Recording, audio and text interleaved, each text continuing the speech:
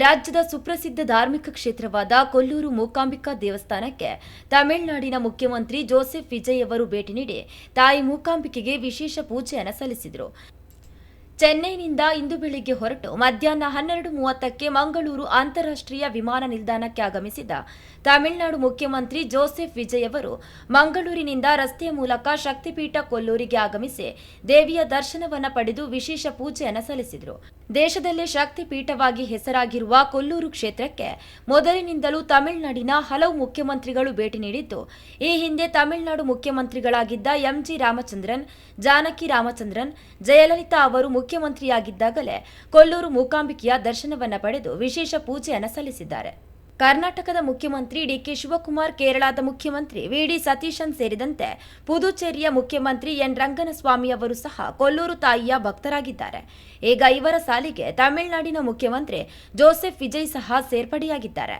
ಮುಖ್ಯಮಂತ್ರಿಯಾದ ನಂತರ ಜೋಸೆಫ್ ವಿಜಯ್ ಅವರು ಯಾವುದೇ ದೇವಸ್ಥಾನಗಳಿಗೆ ಭೇಟಿ ನೀಡಿರಲಿಲ್ಲ. ಮುಖ್ಯಮಂತ್ರಿ ಆಗುವ ಮೊದಲು ಅವರು ತಮಿಳುನಾಡಿನ ತಿರುಚಂದೂರು ಸೇರಿದಂತೆ ಹಲವು ಪ್ರಖ್ಯಾತ ದೇವಸ್ಥಾನಗಳಿಗೆ ಭೇಟಿಯನ್ನು ನೀಡಿದ್ದರು. ಮುಖ್ಯಮಂತ್ರಿಯಾದ ನಂತರ ಮೊದಲ ಬಾರಿಗೆ ಅವರು ಕೊಲ್ಲೂರಿಗೆ ಆಗಮಿಸಿದ್ದಾರೆ.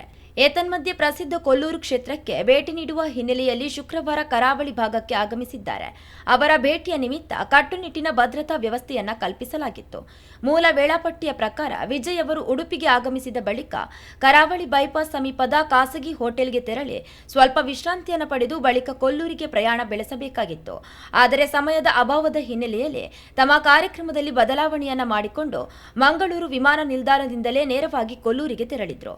ಈ ಹಠಾತ್ ಬದಲಾವಣೆಯಿಂದ ಖಾಸಗಿ ಹೋಟೆಲ್ ಬಳಿ ಹಾಗೂ ಮಾರ್ಗದುದ್ದಕ್ಕೂ ಜಮಾಯಿಸಿದ ಅಭಿಮಾನಿಗಳು ಮತ್ತು ಬೆಂಬಲಿಗರಿಗೆ ನಿರಾಸೆಯಾಯಿತು. ವಿಜಯ್ ಸರ್ ಬರ್ತಾರಂತ ನಾವು ತುಂಬಾ ಆತರದಲ್ಲಿ ಕಾಯ್ತಾ ಇದ್ದೀವಿ. ಬೆಳಗ್ಗಿಂದ ಎಲ್ಲ ಸ್ಟಾಫ್, ಎಲ್ಲ ಶೆಫ್, ಎಲ್ಲ ಆಲ್ಮೋಸ್ಟ್ ಎಲ್ಲ ಸ್ಟಾಫ್ಗಳು. ಸೊ ಇವಾಗ ತುಂಬ ಬೇಜಾರಾಗ್ತಾ ಇದೆ, ಅವರು ಇಲ್ಲಿಗೆ ಬರಲಿಲ್ಲ. ಸೊ ಕೊಲ್ಲೂರಿಗೆ ಅಂತ ಹೋಗಿದ್ದಾರೆ.